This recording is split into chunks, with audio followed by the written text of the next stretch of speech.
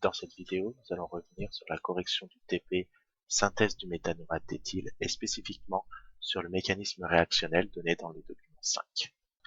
Vous pourrez mettre pause quand vous verrez ce logo, ce qui vous permettra de réfléchir avant que je donne la réponse.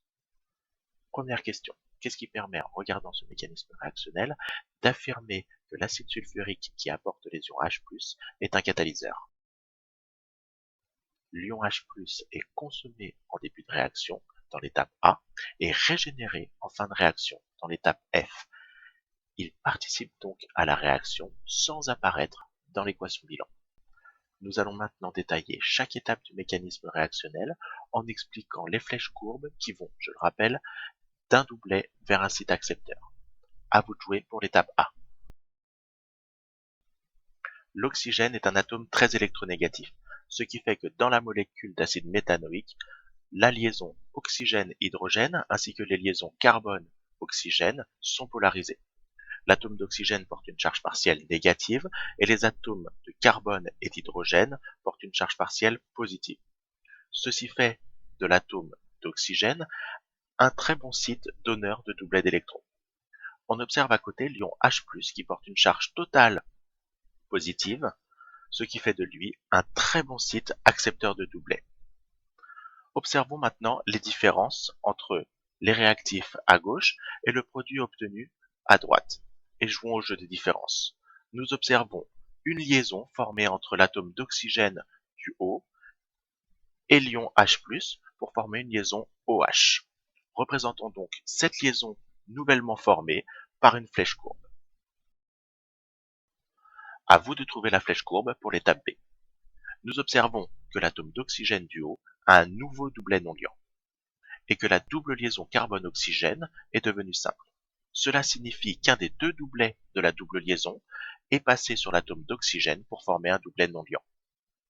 On voit ainsi que l'atome d'oxygène a récupéré l'électron qu'il avait perdu dans l'étape A et devient neutre, alors que l'atome de carbone perd un électron et devient positif.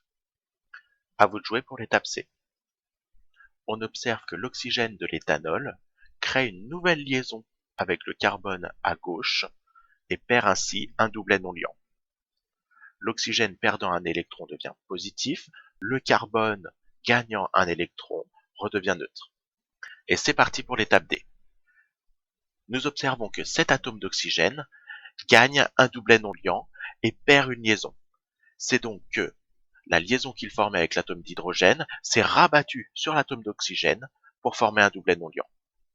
Cet atome d'oxygène crée une nouvelle liaison avec l'atome d'hydrogène libéré.